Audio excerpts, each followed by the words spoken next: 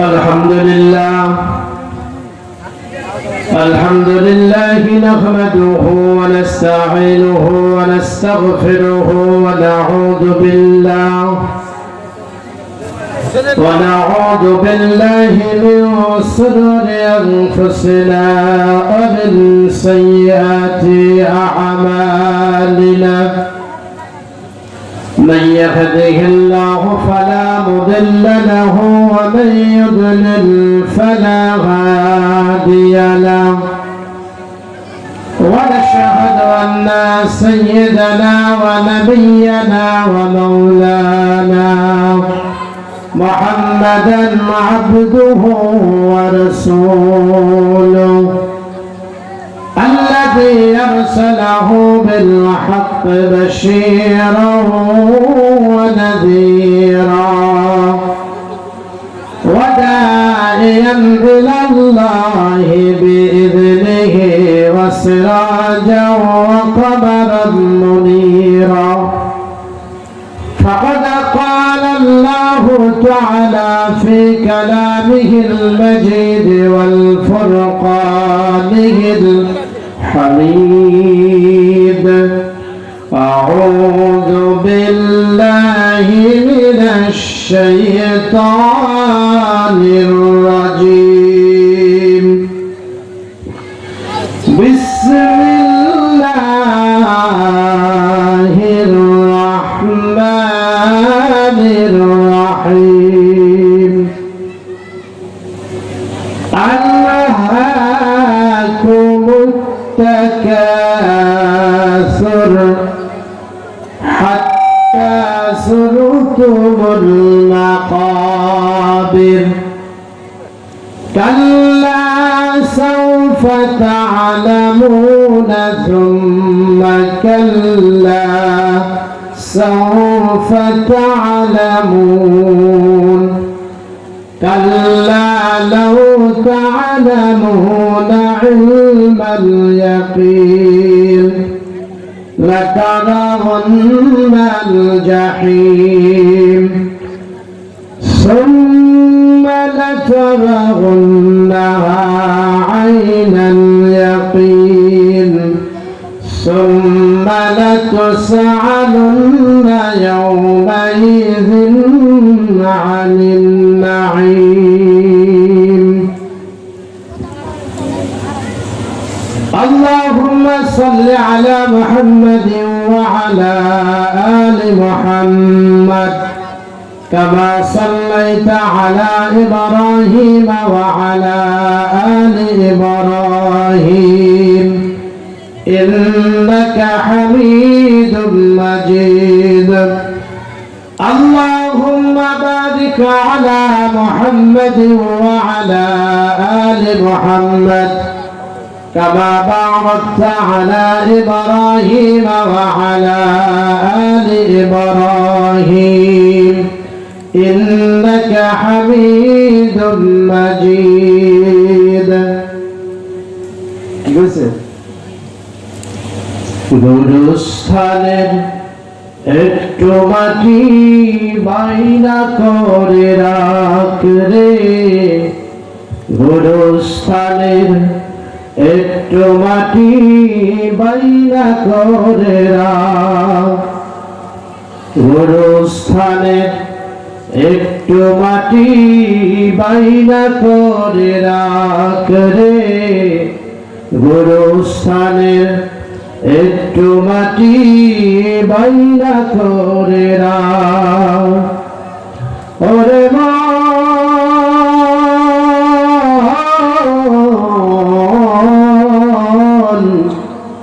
এখনই তোর আসতে পারে চলে যাওয়ার ডাক রে গুরুস্থানের একটু মাটি বাইনা করে রাখ অতুর গোলাপ সুরমা চন্দন কাফন নামের দেহ বন্ধন আলমারিতে রাখে রে তুলে একটা কুরআন পাক রে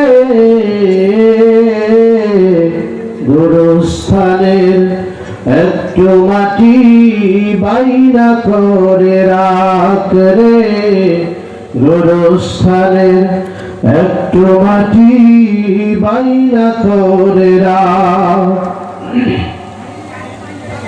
কাঁদিস না মন শিশুর মতো, এমনই তো হয়। এই তো জীবন কারো দেওয়া, তোর তো জীবন নাই রে, তোর তো জীবন নাই। ভালো মন্দ শত্রু মিত্র কেউ বা যদি যাবার আগে সবার সঙ্গে দেখা যেন হয় রে, দেখা যেন হয়। ধরতে তোরে লাগবে ছয়জন, আপন খুঁজে পাবি কয়জন। একলা পেলে খাবে তোকে চিল শুকুনার কাক রে গোরস্থানের, একটু মাটি বাইনা করে রাখ রে গোরস্থানের, একটু মাটি বাইনা করে রাখ। ওরে মন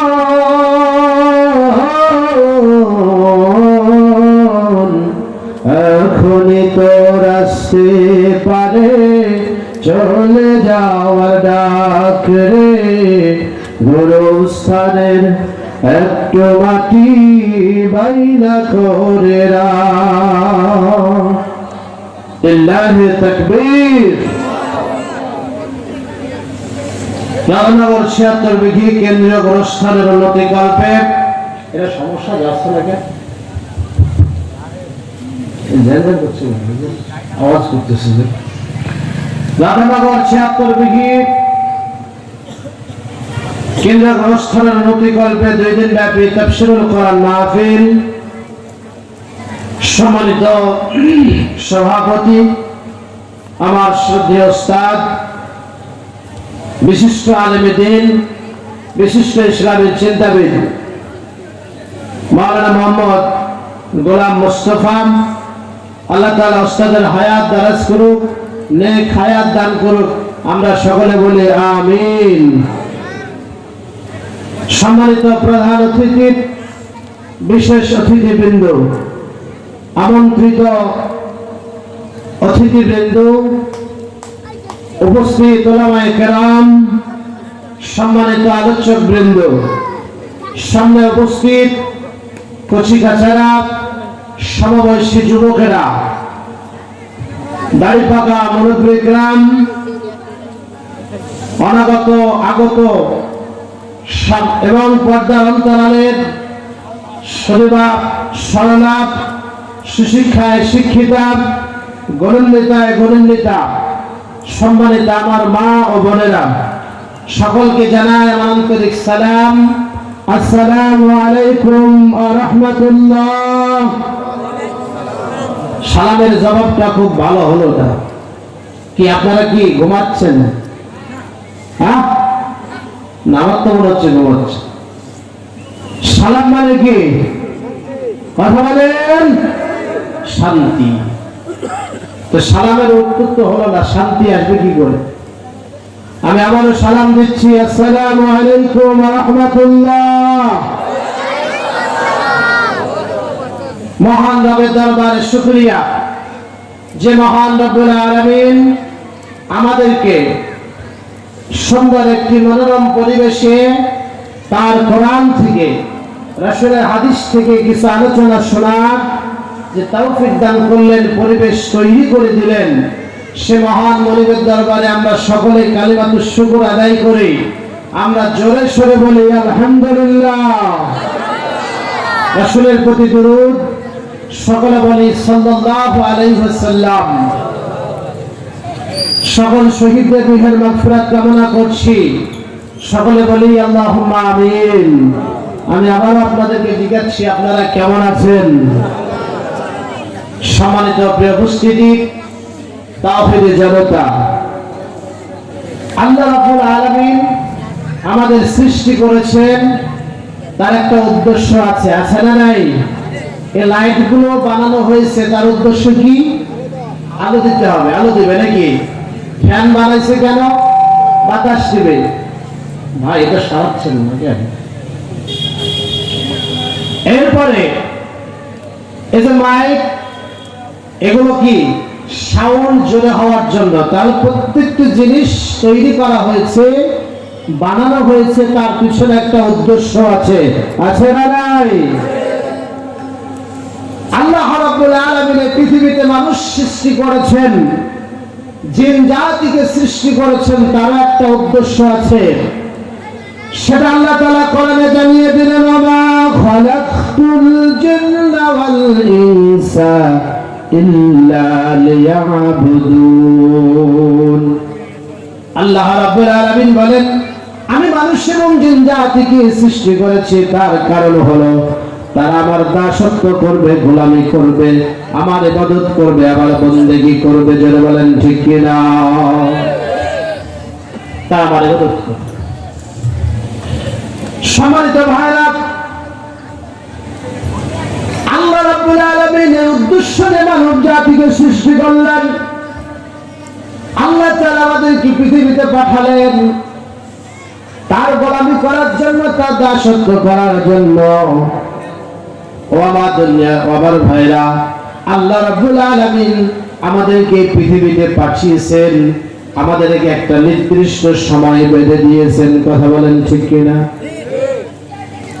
সম্মানিত প্রিয় উপস্থিতি, এই দুনিয়ায় আমার দাদা এসেছিল, আমার দাদার বাবা এসেছিল, আমার দাদার বাবার তারা এসেছিল, অথবা আদম আলাইহিস সালাম থেকে শুরু করে যতগুলি মাখলুকাত অথবা মানব মণ্ডলী পৃথিবীতে এসেছে, আল্লাহ তাআলা সেই মানব জাতিকে অথবা যতগুলো মাখলুকাত আল্লাহ সৃষ্টি করেছেন, সকলকে একটা নির্দিষ্ট সময় দিয়েছেন। যারা বলেন ঠিক কিনা? নির্দিষ্ট একটা সময়, নির্দিষ্ট একটা টাইম আল্লাহ তাআলা বেঁধে দিয়েছেন, এর ভিতরে আমাদেরকে যেতে হবে। এই দুনিয়াটা মুমিনদের জন্য একটা সীমাবদ্ধ জায়গা। মুমিনদের জন্য দুনিয়াটা হচ্ছে একটা কারাগার, জেলখানা। আর যারা মুমিন নয়, যারা মুত্তাকি নয়, যাদের ভিতরে আল্লাহ ভীরুতা নাই, পরহেজগারিতা নাই যাদের ভিতরে, এই দুনিয়াটা তাদের জন্য বিশাল কিছু। যারা বলেন ঠিক কিনা? ওদের স্লোগান কি? ওদের ভাষা কি? ওরা বলে দুনিয়াটা মস্ত বড়, খাও দাও ফুর্তি কর।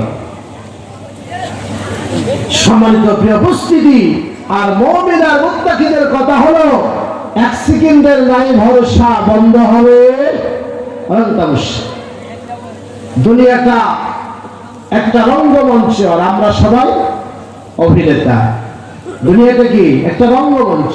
যে যার জায়গা থেকে অভিনয় করতেছে, যে যার জায়গা থেকে অ্যাক্টিং করছে, অভিনয় করছে, নাটক করছে। সম্মানিত প্রিয় উপস্থিতি, কিন্তু আমাদের শেষে দেখা যায় আমাদেরকে সবাইকে ফিরে যেতে হবে। কথা বলেন ঠিক কি? সম্মানিত ভাইরা, আল্লাহ রাব্বুল আলামিন যে সময় আমাদেরকে বেঁধে দিয়েছেন, এই সময় যখন আমাদের শেষ হয়ে যাবে, মানব মণ্ডলীর একে একে আমরা সবাই চলে যাই। আর সেই জায়গাটা, যে জায়গায় আমাদেরকে রেখে আসা হয়, মৃত্যু পরবর্তী সময়, মৃত্যু পরবর্তী যে জায়গাটিতে আমাদেরকে রাখা হয়, সেটার নাম হলো কবর। সেটার নাম কি? কবর। কথা বলেন না কেন? সেটার নাম কি? আর একটা হলো বারজাখ। আর একটা নাম কি? বারজাখ। বারজাখ কি? মৃত্যুর পর থেকে শুরু করে কিয়ামতের আগ পর্যন্ত যে জায়গাটাতে রাখা হয়, যে জায়গাটাতে রেখে আসা হয়, সেই জায়গাটার নামই হচ্ছে বারজাখ। সেটার নাম হচ্ছে কবর। ঠিক না? সম্মানিত উপস্থিতি, আমাদেরকে সেখানে ফিরে যেতে হবে। সম্মানিত দিনী ভাইরা, আমি একটা সূরা তেলাওয়াত করেছি, তার থেকে কিছু কথা বলার চেষ্টা করব ইনশাআল্লাহ। ছোট্ট একটি সূরা, এর আয়াত সংখ্যা হচ্ছে 8টি। কয়টি মুখস্থ করে নিতে হবে? আয়াত সংখ্যা কয়টা? 8। এই সূরাটি মাক্কি সূরা। রাসূল কারীম সাল্লাল্লাহু আলাইহি সাল্লাম যখন মক্কায় ছিলেন, হিজরতের আগে মক্কায় যখন তিনি জীবন যাপন করছিলেন, রাসূল কারীম সাল্লাল্লাহু আলাইহি সাল্লামের সেই সময়টাতে এই সূরাটা নাযিল হয়েছিলেন। এই জন্য এই সূরাটির নাম হচ্ছে মাক্কি সূরা। এই সূরাটির নাম হচ্ছে আত-তাকাসুর। নাম কি? আত-তাকাসুর। তাকাসুর শব্দের অর্থ কি? প্রাচুর্য, বেশি চাওয়া, আকাঙ্ক্ষা, অধিক মাত্রায় আকাঙ্ক্ষা। আমাদের চাওয়ার কোনো শেষ নাই। কথা বলেন ঠিক কিনা? এর সাধারণ হলো রাসূল কারীম সাল্লাল্লাহু আলাইহি সাল্লামের জামানায় মানুষেরা অহংকার করত, গর্ব করত, খুব গাম্ভীর্যভাবে তারা অহংকার করত যে কি আমাদের বিশাল বংশ আছে।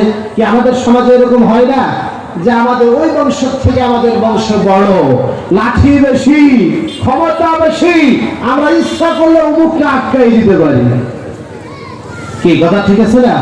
এরকম অহংকার করা হয়, গর্ব করা হয়। মানে কাজিয়া করতে পারে, গন্ডগোল করতে পারে, এটা নিয়ে ওরা গর্ব করে।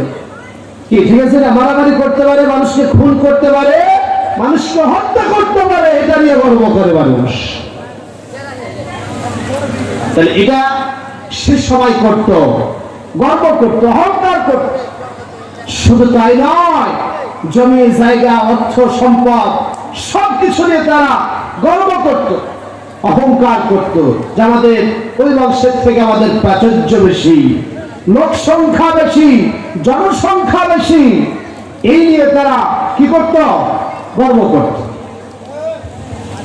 শুধু তাই নয়, তারা যে মানুষগুলি তাদের বংশ থেকে, তাদের গোত্র থেকে যে মানুষগুলি ইন্তিকাল করেছেন, যাদেরকে কবর দিয়ে দিয়েছেন, তারা এই কবরগুলি গণনা করতেন যে ওদের থেকে আমাদের কবর বেশি, আমাদের কি কবর বেশি, লোক সংখ্যা বেশি। তাহলে চিন্তা করতে পারছেন?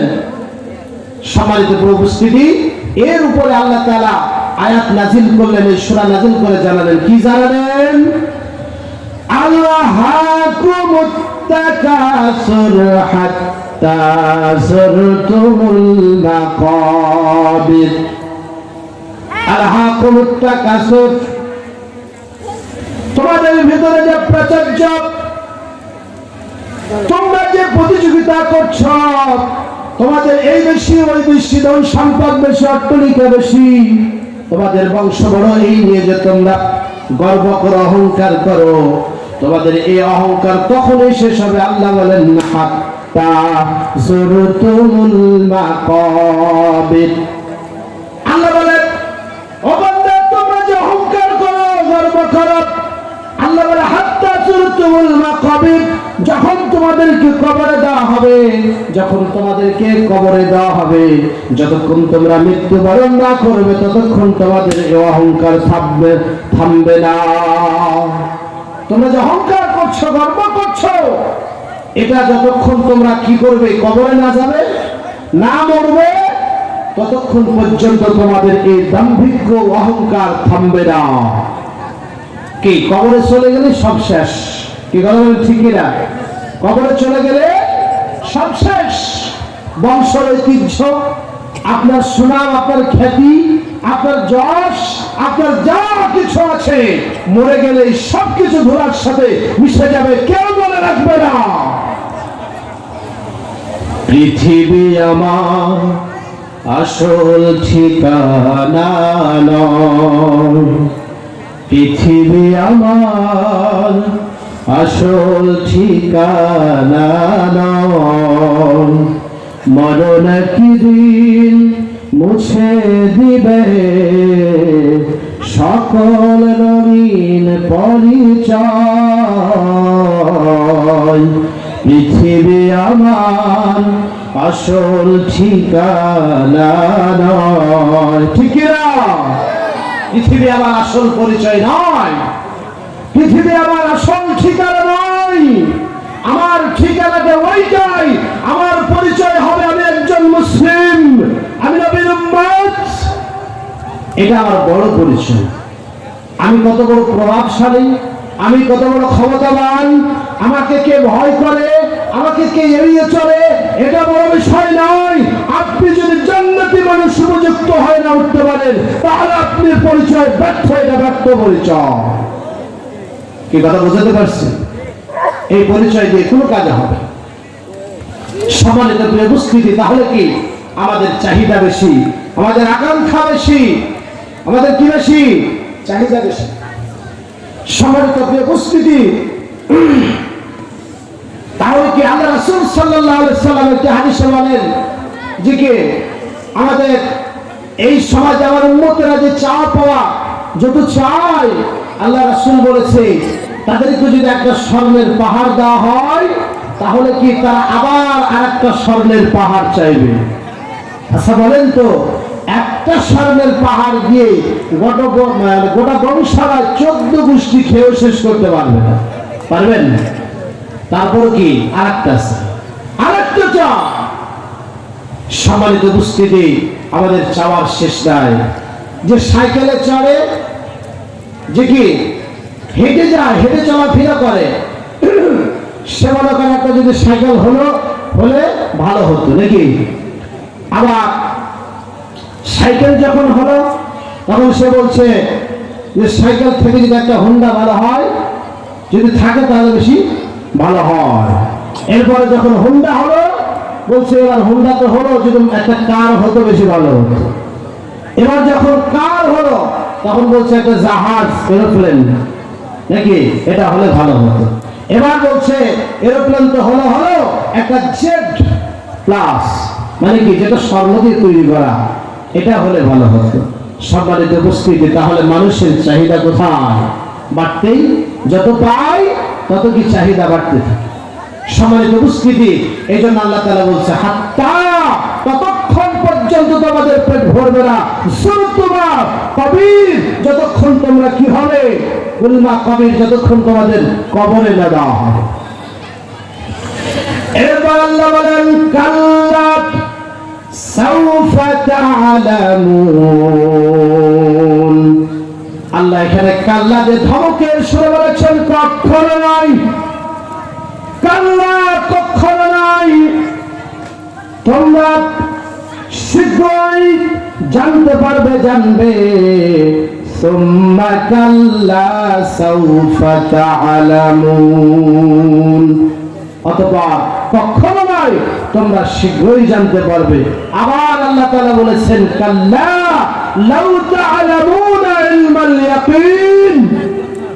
আল্লাহ তাআলা আবার বলেছেন কখনো নয়, তোমরা নিশ্চিত জানতে পারবে। সম্মানিত উপস্থিতি, আল্লাহ তাআলা 3 বার বলেছেন। কয়বার? 3 বার।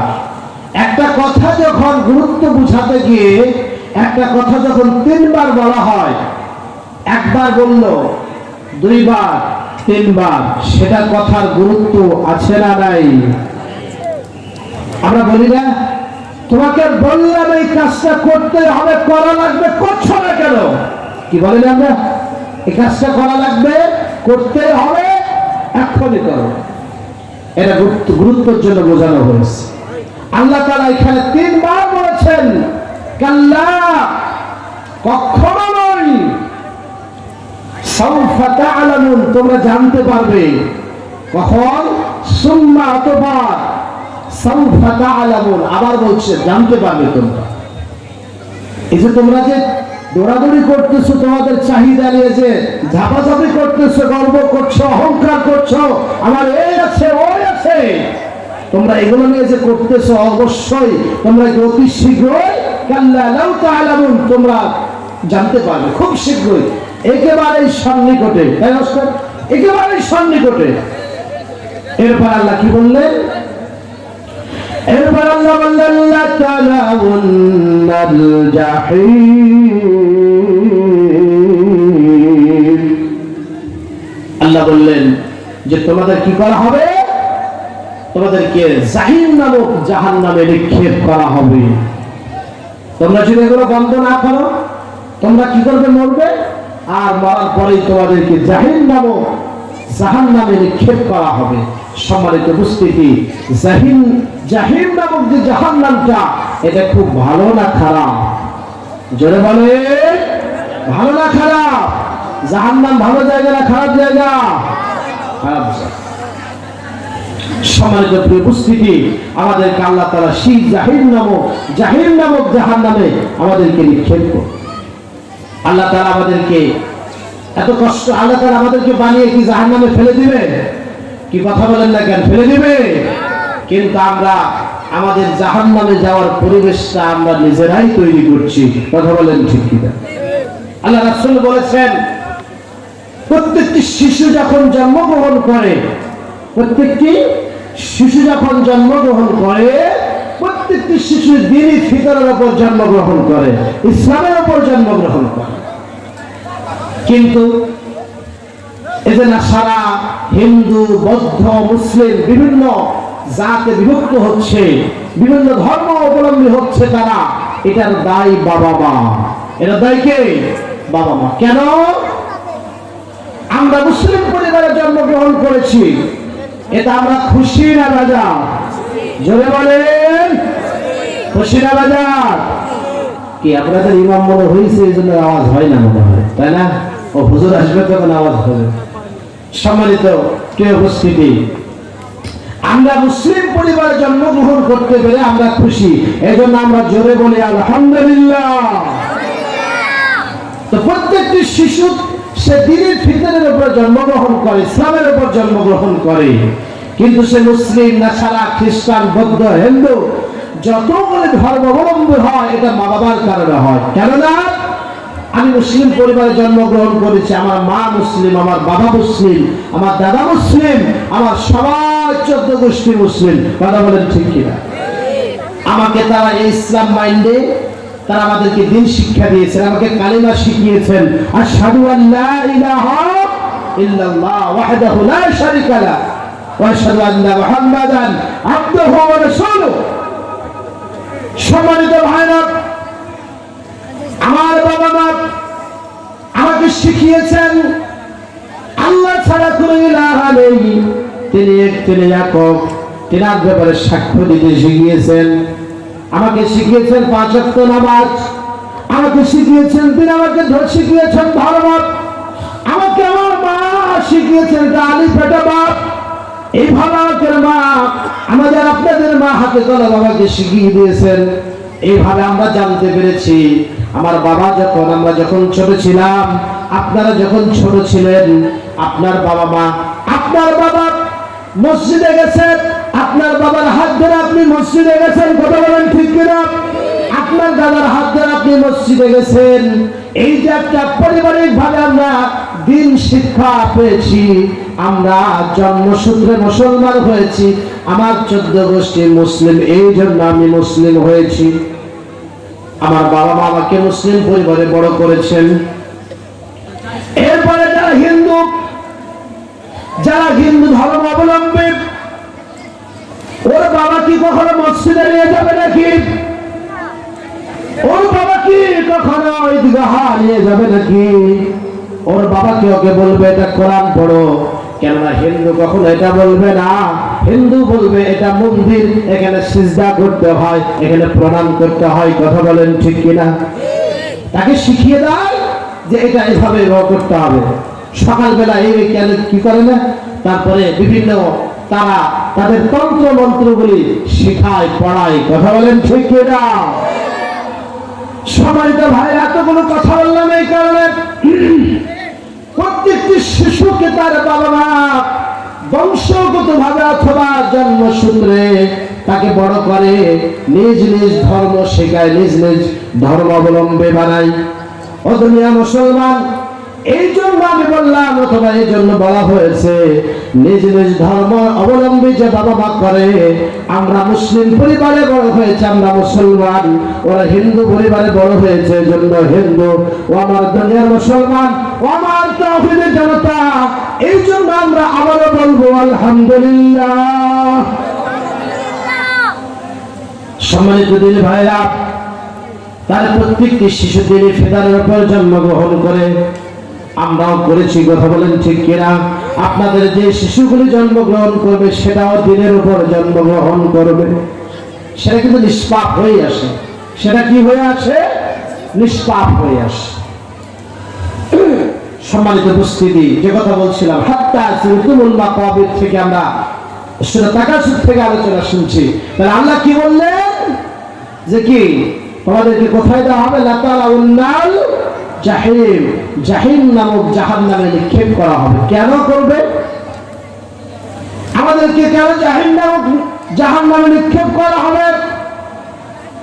আমরা এই পৃথিবীতে বিভিন্ন দলে মতদর্শী, আমরা মুসলমান হয়েছি ঠিকই, কিন্তু খাঁটি মুসলমান এখনো নয়। যদি আমরা খাঁটি মুসলমান হতাম, তাহলে আল্লাহ বলতো না হাক্কা তুকাতিহি ওয়ালা তামুতুন্না ইল্লা ওয়া আনতুম মুসলিমুন। আমাদেরকে আল্লাহ তাআলা কি বলতো না? ও মুসলমানেরা, আমার বান্দা, তোমরা মুসলমান না হয়ে মৃত্যুবরণ করো না। তাহলে আমরা এখনো খাঁটি মুসলমান হতে পারি নাই। সম্মানিত প্রিয় উপস্থিতি, আমাদের মুসলমানিত্বের ভিতরে দুর্বলতা রয়েছে, ত্রুটি রয়েছে, বিচ্যুতি রয়েছে। এই জন্য আল্লাহ বলছেন তোমরা মুসলমান না হয়ে মৃত্যুবরণ করো। নিজে নিজে চিন্তা করেন, আপনি নিজে নিজে একটু ভাবুন, আমি মুসলমান হয়েছি তো? আমি মুসলিম তো? খাঁটি মুমিন হতে পেরেছি তো? আমি কি রাসূলের আদর্শ আমার ভিতরে আছে না নাই? সম্মানিত প্রিয় উপস্থিতি, আমরা যখন নামাজ পড়ি 5 ওয়াক্ত, আমরা প্রত্যেক রাকাতে বলি ইয়্যাকা না'বুদু ওয়া ইয়্যাকা নাস্তাঈন। আমরা তোমার ইবাদত করি আর তোমার নিকট সাহায্য চাই। কার নিকট? কার নিকট সাহায্য চাই? আল্লাহ।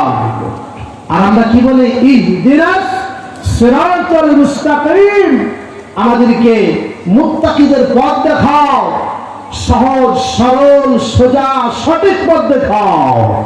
আমরা দোয়া করি না কি? নামাজ পড়ি না আমরা?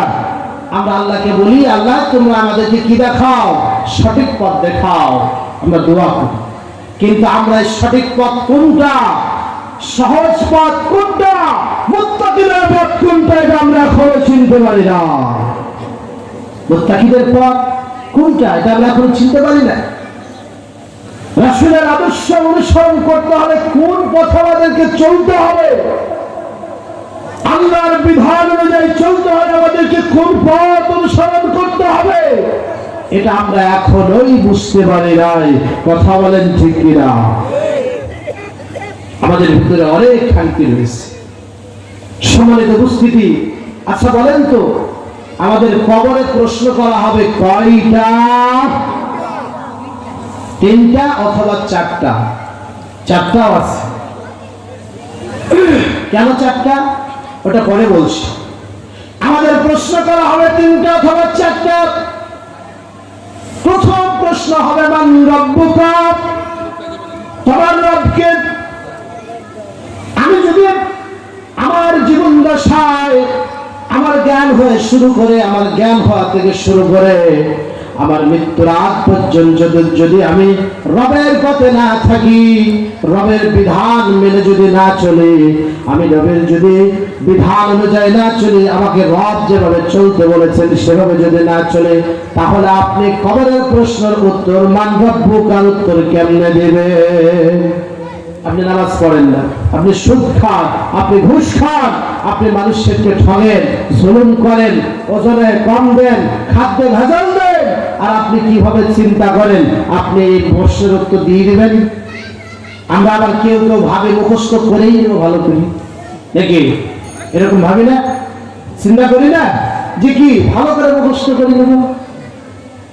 ও মুসলমান, মুখস্থ ভালো করে কেন আপনি 100 ভাগ মুখস্থ করেন, মুনকার নাকির যখন আসবে একজন অন্ধ আর একজন কি বইরা বধির, আর একজন কি অন্ধ, ও দেখতে পাবে না আর ওই শুনতে পাবে, জন্মের ঠাটা ঠাটাবে, বুঝছেন না? এখানে একজনকে যদি মারা হয় গোটা গ্রাম একত্রিত হয়ে যায়, কথা বলেন ঠিক কিনা? আরে ছেলেটা ভালো ছিল, অথবা ছেলেটা এর কাজের নয়, ছেলেটা তো এগুলো করার কথা নয়, বিভিন্ন সাপট আসে, তারপরে কি সাক্ষী আসে, তাকে ধরে, কিন্তু কবরে যদি আপনার পিটানো হয় কেউ সাক্ষীও দেবে না, কি সেখানে কেউ বের করবে না, আপনার সাক্ষীও দেবে না কেউ। তাহলে আপনি যদি কবরে সেই যে ওই যে বলছে আমরা মুখস্থ করে যাব, সম্মানিত প্রিয় মুসলিম, একটা মানুষকে যখন দাফন করা হয় রাসূল সাল্লাল্লাহু আলাইহি সাল্লাম বলেন, একটা ব্যক্তিকে যখন দাফন কাফন সম্পন্ন করা হয়, একটা নীল চোখ বিশিষ্ট ফেরেশতা আসবে দুইজন, একজনের নাম হলো মুনকার, আরেকজনের নাম হলো নাকির। তারা নীল চক্ষু বিশিষ্ট দুইজন ফেরেশতা আসবে। সম্মানিত দিনী ভাইরা, আসার পরে যখন মানুষ সবাই আপনার সঙ্গী সাথী আমার সঙ্গী সাথী আমাকে যখন দাফন কাফন সম্পন্ন করে যখন তারা ফিরে যাবে, আপনি তাদের পায়ের ধুলি আওয়াজ শুনতে পাবেন। ফেরেশতা আপনাকে উঠে বসাবে, আমাকে আপনাকে উঠিয়ে বসার পরে সঙ্গী সাথীরা যখন চলে যাবে প্রশ্ন করবে, ও বান্দা, মান রব্বুকা, তোমার রব কে? তোমার রব কে? আমি যদি এটা সঠিকভাবে জবাব দিয়ে দিই, সঠিকভাবে যদি উত্তর দিয়ে দিই, মান রব্বুকা, রব্বি আল্লাহ, উত্তরটা যদি আমার দ্বারা সঠিক চলে আসে, উত্তরটা যদি আমার নির্ভুল হয়, এরপরে দ্বিতীয় প্রশ্ন হবে, আমার দিনকা, তোমার দিন কি ছিল, তোমার ধর্ম কি ছিল? ও দুনিয়ার মুসলমান, ও তাওহীদ জনতা, রাসূল প্রেমিক, আল্লাহ প্রেমিক, আল্লাহ রাব্বুল আলামিনের ফেরেশতা যখন দ্বিতীয় প্রশ্ন করবে, আমার দিনকা, তোমার দিন কি ছিল?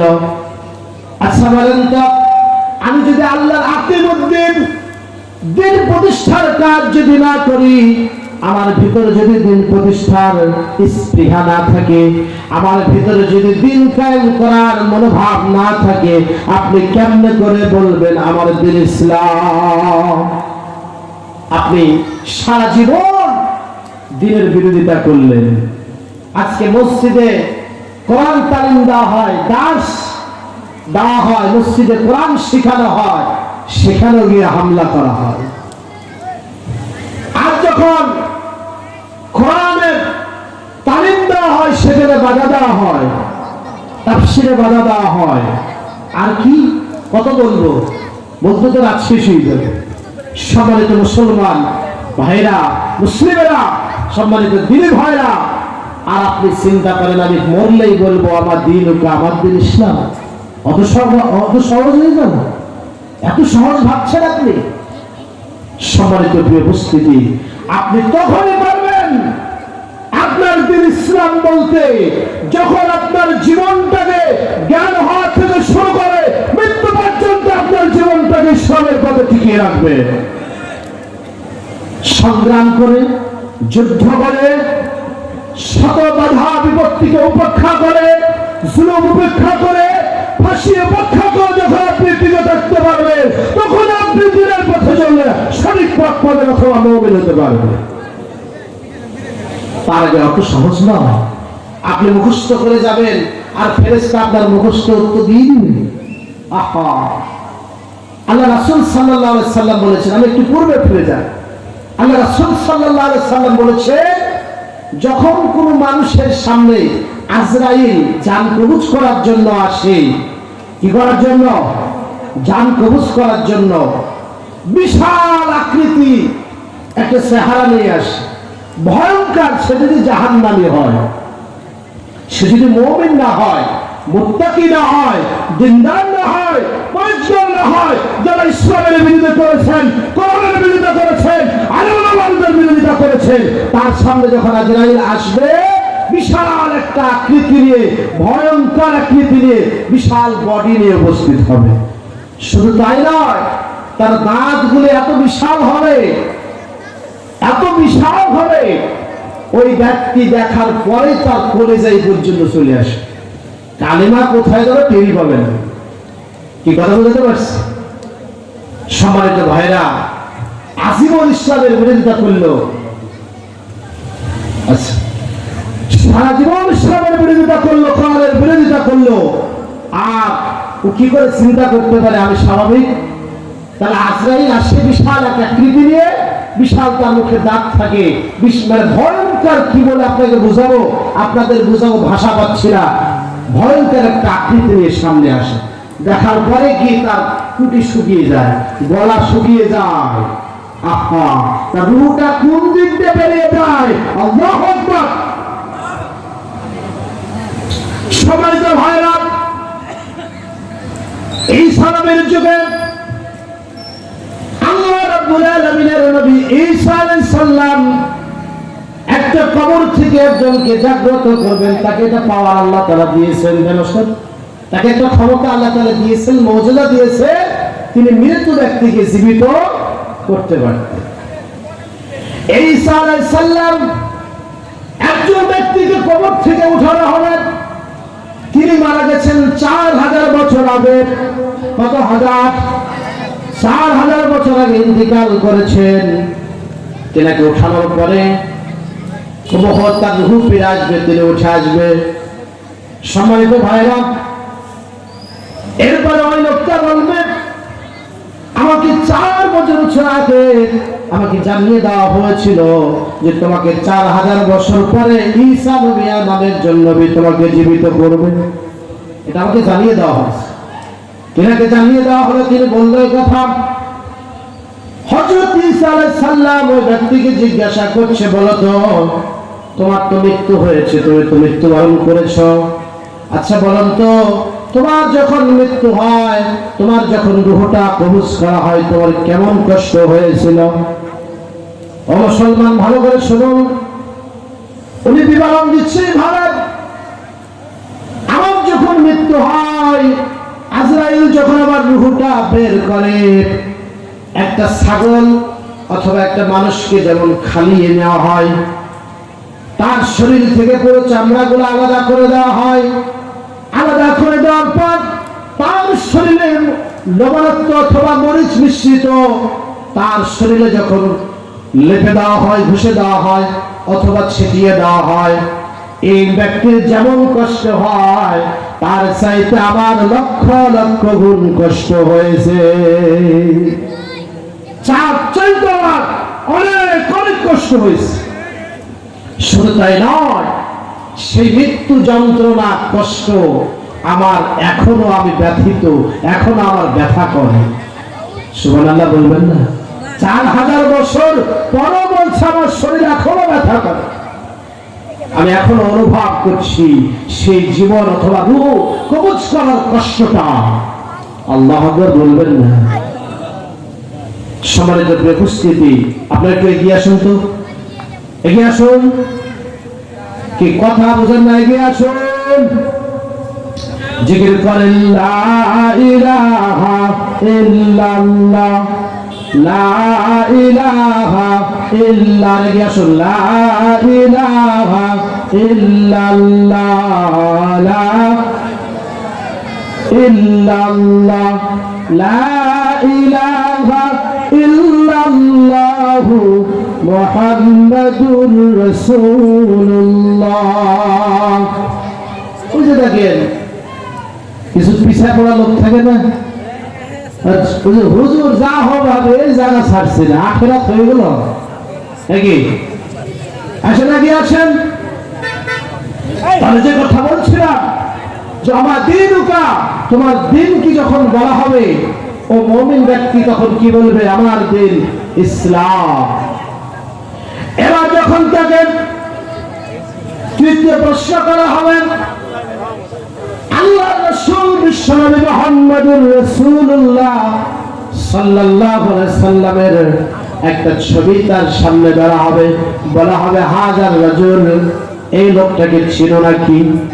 এই ব্যক্তিটাকে চিনো নাকি? দেখেছো নাকি? যে মুমিন হবে, যে মুত্তাকি হবে, যে পরহেজগার হবে, যার আমলে সালেহ থাকবে, সে বলবে এটা হচ্ছে আমার প্রিয় রাসূল বিশ্বনবী, আমার নেতা, মহান নেতা বিশ্বনবী মুহাম্মদুর রাসূলুল্লাহ সাল্লাল্লাহু আলাইহি ওয়াসাল্লাম।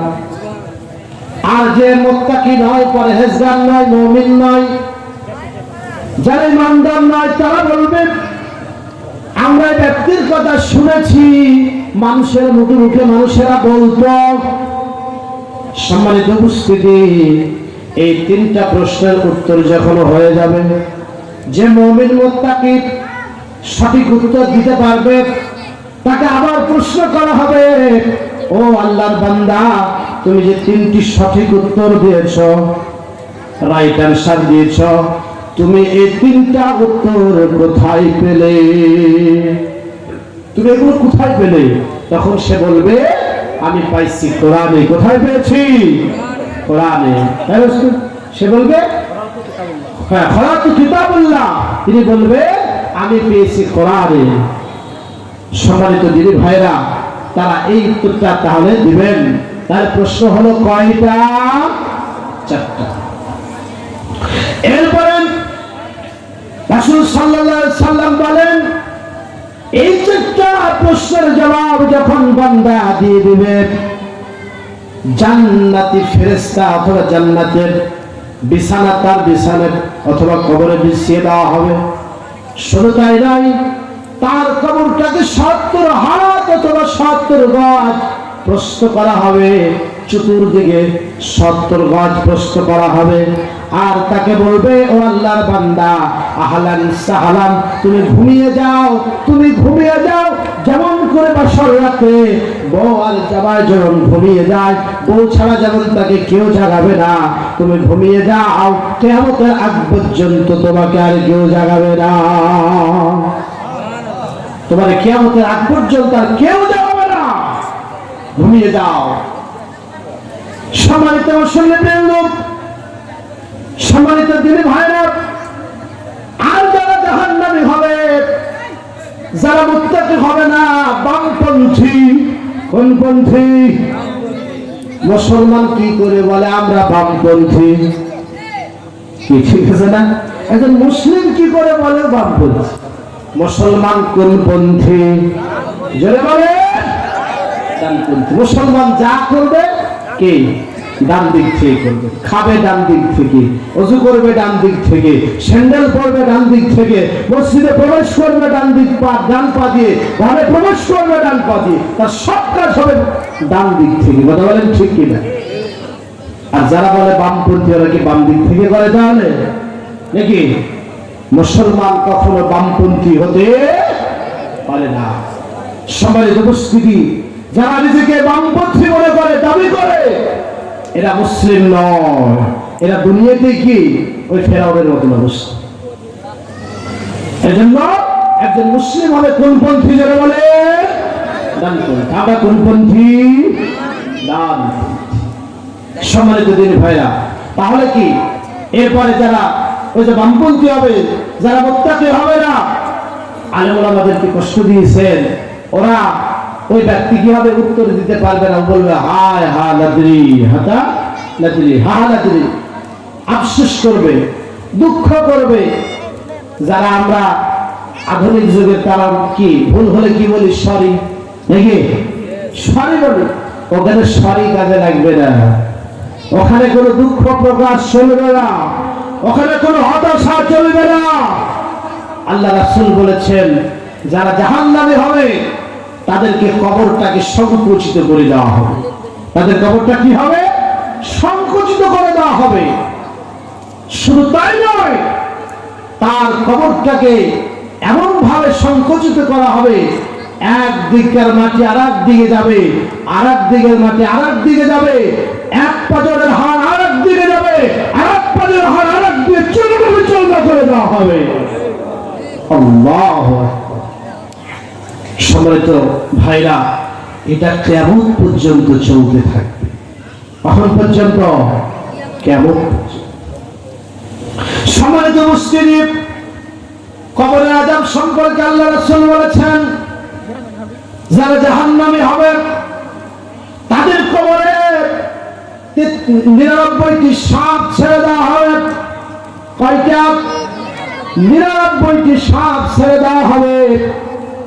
সেই সাপগুলো এত বিষাক্ত, এত বিষধর, আল্লাহ রাসূল বলেছেন ওই সাপগুলো যদি 99টি সাপের মধ্যে যদি একটা সাপে দুনিয়ায় ছেড়ে দেওয়া হয়, আর ওই সাপ যদি এই পৃথিবীতে একবার ফস করে অথবা বিষ প্রয়োগ করে, আল্লাহ রাসূল বলেছেন ওই জায়গায় কিয়ামত পর্যন্ত সবুজ তরুণতা জন্মেবে না। সম্মানিত উপস্থিতি, সেই জায়গায় কিয়ামত পর্যন্ত, তার আগ পর্যন্ত সেখানে ঘাস, তরুণতা, সেখানে সবুজ কোনো উদ্ভিদ জন্মেবে না। আল্লাহু আকবার বলুন। সম্মানিত উপস্থিতি, এই হচ্ছে কবরের সাপের অবস্থা। আমাদেরকে সেই কবর দংশন করবে, আমাদেরকে সেই কবরের সেই সাপ আমাদেরকে ছবল মারবে। আমরা তো এই দুনিয়ার একটা কেঁচা দেখলেই ভয় পাই, কথা ঠিক কি না? কেঁচো না, আর কি ওই যে তেলা পোকা দেখলেই চিল্লা উঠি, ঠিক কি না? মা বোনেরা বেশি না পায়, ঠিক আছে না? আর ওই যে সাপ দেখলে তো বলা বাহুল্য, কথা ঠিক কি না? সাপ দেখলে তো বলাই বাহুল্য, খুঁজে পাওয়া যাবে না। সম্মানিত উপস্থিতি, আর সেই সাপ আমাদের কবরে ছেড়ে দেওয়া হবে, আমাদেরকে দংশন করবে। এটা কখন? কিয়ামত পর্যন্ত। সম্মানিত দিনী ভাইরা, যারা নামাজ পড়ে না, যারা নামাজি নয়, আকিমুস সালাত, নামাজ যারা পড়ে না, তাদের জন্য ভয়ঙ্কর এই সাপ। আচ্ছা, তাদের জন্য ভয়ঙ্কর, এই জন্য নামাজীদের জন্য সতর্ক বলা হয়েছে। কেমন করে ঘুমাও তুমি, ও মানুষ, কেমন করে ঘুমাও তুমি, ফজর করে কাজা, এমন তো হতে পারে জোহরে জানা যাও তোর, এমন তো হতে পারে জোহরে জানা যাও, ঠিক না? কেমন করে ঘুমাও তুমি, কেমন করে ঘুমাও তুমি, ফজর করে কাজা, এমন তো হতে পারে জোহরে জানা যাও তোর, এমন তো হতে পারে জোহরে জানা যাও। মুসলিম হয় না জন্ম নিলেই মুসলমানের ঘরে, কাফের মুমিন তফাতটা হয় নামাজের উপরে, মানুষ সালাতের উপরে।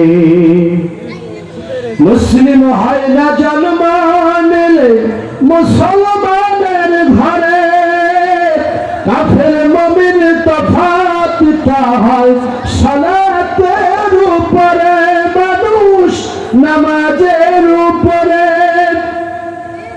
এই জীবনে নামাজ জানো, এই জীবনে সালাত জানো, হয় না কভু কাজা, এমন তো হতে পারে জোহরে জানা যাও তোর, এমন তো হতে পারে জোহরে জানা যাও। লিল্লাহে তাকবীর। ও মুসলমান, আজান হয় ঘুমায় আমরা। গ্যারান্টি আছে? জোহরে জানাজা হতে পারে না? ও আমার ভাইরা, এই যে গুরুস্থানের উন্নতি মাহফিল, গুরুস্থানের উন্নতি হবে। আপনারা রাগ করিয়েন না, কষ্ট নিয়েন না। আমরা গুরুস্থানের উন্নতি করি, মসজিদের উন্নতি করি, কিন্তু আমাদের এ পর্যন্ত ইমানের উন্নতি হলো না। আমরা গুরুস্থানের উন্নতি করি, মসজিদের করি, সব বাড়ি করি, গাড়ি করি, নিজের পোশাক আশাক, স্ট্যাটাস সব কিছু, কিন্তু আমাকে যে মরতে হবে, আমার যে হিসাব হবে, আমার যে পরকাল আছে, আমার পুলসিরাত আমার জন্য অপেক্ষা করছে, হাসর আছে, এগুলো আমাদের মনে আছে? আমরা সব ভুলে গেছি। সম্মানিত প্রিয় উপস্থিতি, আমরা দুনিয়ায় ব্যস্ত, আমরা আখিরাত বলে ভুলে যাই। এটা আমার, ওটা আমার, গাড়ি আমার, বাড়ি আমার, আমার আমার করতে করতে আমি নিজেই হারিয়ে গিয়েছি। আমার মধ্যে কি হয়েছি? বিলীন হয়ে গেছে, আমি হারিয়ে গিয়েছি। সম্মানিত ভাইরা, এই আমাদের জন্য কবর অপেক্ষা করছে। কে অপেক্ষা করছে? আল্লাহ রাসূলের সাহাবী আশারে মুবাশশারাত, যাকে আল্লাহ তাআলা এই দুনিয়ায় জান্নাতের সার্টিফিকেট দিয়েছিলেন, সার্টিফিকেট দিয়েছেন, যাকে জান্নাত যাওয়ার জন্য আল্লাহ তাআলা অনুমতি দিয়েছিলেন, সেই নবীর সাহাবী হযরত উসমান রাদিয়াল্লাহু তাআলা আনহু, তিনি কবর নিয়ে আলোচনা করতেন, কোনো কাদাকানি ছিল না। তিনি হাসর নিজাম নিয়ে আলোচনা করেন, তখন কাঁদতেন না। কিন্তু যখন উসমান রাদিয়াল্লাহু তাআলা আনহু কবরের কাছে যখন যেতেন, কবরের কাছ দিয়ে যখন গমন করতেন, কাউকে যখন দাফন কাফন করতে যেতেন, তখন উসমান রাদিয়াল্লাহু তাআলা কাঁদতেন, কান্নায় ভেঙে পড়তেন। সাহাবীরা জিজ্ঞাসা করল, হে নবীর সাহাবী, আপনি কবর দেখলে এত কাঁদেন কেন? আপনি এত আতঙ্কিত হন কেন? কবর নিয়ে আলোচনা করেন, পুলসিরাত নিয়ে, পরকাল নিয়ে আলোচনা করেন, তখন কাঁদেন না। যখন আপনি কবরের কাছে যান, কবরের পাশ দিয়ে যখন হেঁটে যান, তখন এত কাঁদেন কেন? উসমান রাদিয়াল্লাহু তাআলা আনহু বলেন, ও নবীর সাহাবী, আল্লাহ রাসূল বিশ্বনবী মুহাম্মদুর রাসূলুল্লাহ সাল্লাল্লাহু আলাইহি সাল্লাম বলেছেন, কবর হচ্ছে প্রথম মঞ্জিল। যতগুলো ধাপ রয়েছে, পুলসিরাত, কিয়ামত, আখিরাত, মিজান, হাসর, যতগুলো ধাপ রয়েছে, সর্বপ্রথম হচ্ছে কবর। এই প্রথম মঞ্জিল হচ্ছে কবর।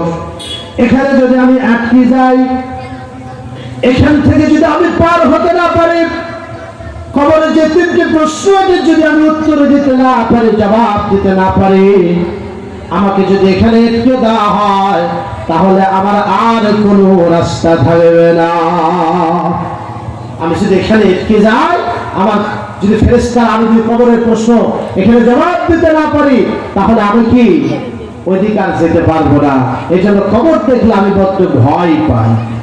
সম্মানিত ভাইরা, সম্মানিত প্রিয় উপস্থিতি, উসমান রাদিয়াল্লাহু তাআলা তিনি জান্নাতের সার্টিফিকেট পেয়েছেন, জান্নাতে যাওয়ার পারমিশন পেয়েছেন, অনুমতি পেয়েছেন। তার কি কবর বলে কোনো চিন্তা করা দরকার ছিল? ছিল না। তারপরও উসমান রাদিয়াল্লাহু তাআলা কাঁদছেন, কান্নাকাটি করছেন, কবর দেখলেই কান্না আসে। আর আমরা কবরের উপর পা দিয়ে চলে গেলেও আমাদের কোনো অসুবিধা নেই। কি কথা ঠিক কি না? আমরা যদি কবরের উপর চলে যাই, তারপরও কি আমাদের কোনো অসুবিধা নাই? সম্মানিত প্রিয় উপস্থিতি, আমাদের ভয় নেই। এই জন্য আল্লাহ রাসূল বলেছেন, তোমরা কবরের পাশে যাবে, ওখান দিয়ে হাঁটবে, কবরের পাশে দাঁড়াবে আর চিন্তা করবে। আমরা কি করি? এটা পেছ লেগে যায়, এটা কেটে দেন ভাই। সম্মানিত দিনী ভাইরা, আমাদেরকে এটা চিন্তা করতে হবে। কবর কঠিন জায়গা, কবর সহজ জায়গা? কবর কি সহজ জায়গা? সহজ জায়গা, এটা কঠিন জায়গা। সম্মানিত প্রিয় উপস্থিতি, আল্লাহ রাসূলের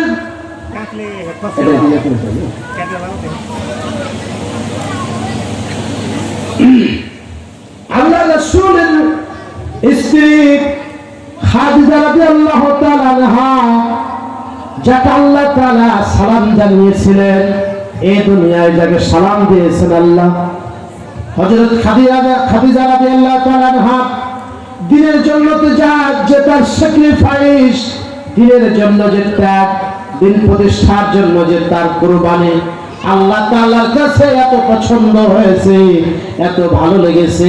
আল্লাহ তাআলা জিবরাইলকে বললেন, ও জিবরাইল, আমার হাবিবকে জানিয়ে দাও আমি খাদিজা রাদিয়াল্লাহু তাআলার কাছে যেন আমার সালামটা পৌঁছে দাও। সুবহানাল্লাহ বলবেন না? সম্মানিত ভাইরা, আল্লাহ তাআলা সালাম দিলেন কাকে? জোরে বলেন। খাদিজা রাদিয়াল্লাহু তাআলা আনহা। সেই খাদিজা রাসূল সাল্লাল্লাহু আলাইহি সাল্লামকে বলছে, হে রাসূল, হে আমার স্বামী, আমি যখন মারা যাব, আমি যখন ইন্তিকাল করব, সবাই চলে যাবে, আপনি যাবেন না।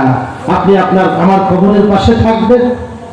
না জানি আমি প্রশ্নের উত্তর দিতে পারবো না, আমি জাহান্নামে পড়তে পারবো না। হে রাসূল, আপনি আমার প্রশ্নের জবাবগুলি দিয়ে দিবেন। এটা কে বলছেন? রাসূলের স্ত্রী খাদিজা, যিনাকে আল্লাহ তাআলা, আপনি কি চিন্তা করতে পারেন আল্লাহ কাউকে যদি সালাম দেয়, এটা ছোটখাটো বিষয় না বিশাল বিষয়? জোরে বলেন। বিশাল বিষয়। আহা, কি সৌভাগ্যতা। সম্মানিত উপস্থিতি, আজকে অবশ্য কিছু কিছু মহিলা বলছে যে আল্লাহকে নাকি স্বপ্নে দেখতে পাওয়া যাচ্ছে, কথা বলছে। ওরাই ভালো জানে পাচ্ছে কিনা, আমরা শুনছি এটা। আহা, যদি সেটাই হয় তাহলে তো কপাল তো খুলে গেছে, তাই না? আমার তো সৌভাগ্য যে দুনিয়ায় আল্লাহকে দেখতে পাচ্ছি, আমরা সেই জামানায় আসছি। এগুলো সব বাউতাবাজি কথা বন্ধ করতে হবে, এগুলো ভণ্ডামি। আল্লাহকে রাসূল দেখতে পাই নাই, শুধু তাই নয়, মূসা আলাইহিস সালাম বলেছেন, আল্লাহ আমি তোমারে দেখবো। নবী তো একটু কড়া মানুষ, তো জেদি লোক, মুসা নবী ছিলেন জেদি। আল্লাহ তোমার আমি দেখবো। আল্লাহ বলছেন, লান তারানি, আমাকে তুমি দেখতে পারবে না, কখনো না। মুসা বলছে না, দেখবোই আমি।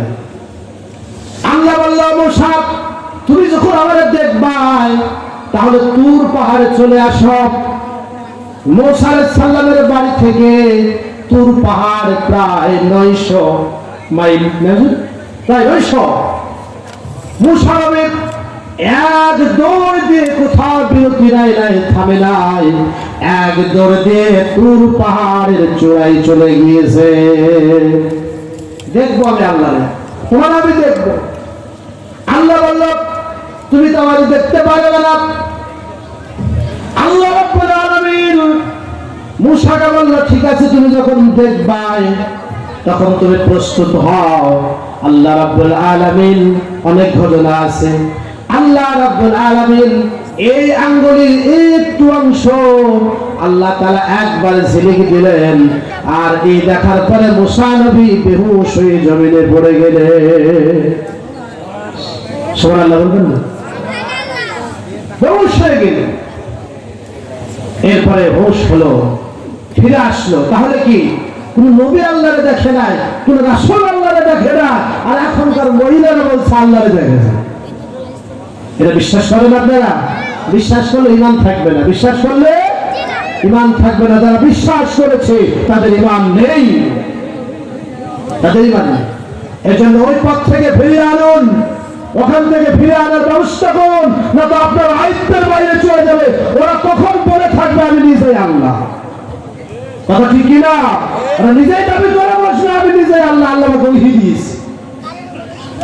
সম্মানিত প্রিয় হাজির, যে কথা বলছিলাম যে খাদিজা রাদিয়াল্লাহু তাআলা আনহাকে আল্লাহ তাআলা সালাম দিলেন, এবং রাসূল সাল্লাল্লাহু আলাইহি ওয়াসাল্লাম যখন খাদিজা ইন্তিকাল করলেন, রাসূলকে বললেন, আমি, হে রাসূল, আপনি আপনার পাশে থাকবেন, চলে যাবেন না। সবাই চলে গেল, আপনি আমার প্রশ্নের উত্তর দেওয়ার জন্য থাকবেন। রাসূল অপেক্ষা করছেন, সবাই চলে গেছেন, রাসূল বসে আছেন খাদিজার প্রশ্নের উত্তর দেওয়ার জন্য। জিবরাইলকে পাঠালেন, ও জিবরাইল, রাসূলকে বলে দাও, আমার হাবিবকে বলে দাও। আর খাদিজা রাদিয়াল্লাহু তাআলা আনহা উত্তর দেওয়া নবীরে লাগবে না, রাসূল লাগবে না। খাদিজা রাদিয়াল্লাহু তাআলার জন্য আল্লাহ নিজেই যথেষ্ট। সম্মানিত উপস্থিতি, এই হচ্ছে কবর আমাদের জন্য অপেক্ষা করছে। যারা জান্নাত এই দুনিয়ায় পেয়েছেন, জান্নাতের সার্টিফিকেট পেয়েছেন, তারা কবর নিয়ে চিন্তা করেছেন, কবর দেখলে কান্নাকাটি করেছেন, ভয় পেয়েছেন, আতঙ্কিত হয়েছেন। আর আমাদের ভিতরে আতঙ্কিত দূরের কথা, আমাদের ভিতরে অনুশোচনাই নাই। আপনাদের এই যে মাহফিলে এতগুলো লোক কটি আসছে? এসেছে? আসে নাই, বেশি আসে নাই। আমাদের ভিতরে আমরা দুনিয়া নিয়ে ব্যস্ত। আমরা কবর, ঠিক আছে, অনুষ্ঠানের জন্য আমরা জানি আমাকে মরতে হবে, জন্য আমরা কবর কি করতেছি, ওকে করছি, আমাদের অনুষ্ঠান ঠিক করছি, আমাকে এখানে মাটি দিবে। কিন্তু এটা আমরা মেনে নিয়েছি, আমরা মরবো, আমরা মানি, কিন্তু এটা গুরুত্ব দেই না। এটা কি দেই না? গুরুত্ব দেই না, গুরুত্ব দেওয়ার চেষ্টাও করি না আমরা। সম্মানিত প্রিয় উপস্থিতি, আমাদের আকর্ষণ, আমাদের বড় ভাই আমার হুজুর চলে আসছেন, উনি কথা বলবেন। আমি আর আপনাদেরকে কষ্ট দেব না। আসি আমরা কোরআনের পথে চলি, ইসলাম বুঝি, কোরআন বুঝি। আল্লাহ যারা এই সমাজে যারা দিন কায়েমের কাজ করতেছে, আমরা তাদের সাথে থাকবো। এবং আল্লাহ রাসূল বলেছেন, ওয়ারাসাতুল আম্বিয়া, যারা আলেম, যারা হক্কানি আলেম, তারা হচ্ছেন নবীদের উত্তরসূরি। তারা কাদের উত্তরসূরি? নবীদের উত্তরসূরি। এই জন্য আমরা তাদের সাথে থাকবো, দিন কায়েমের কাজ করব। আল্লাহ আমাদেরকে দিন বোঝার তৌফিক দাও, কোরআন অনুযায়ী, হাদিস অনুযায়ী আমল করার তৌফিক দাও। হে রব্বুল আলামিন, আমাদেরকে শয়তানের ওয়াসওয়াসা থেকে হেফাজত করেন। সকলে বলেন আমিন, আল্লাহুম্মা আমিন।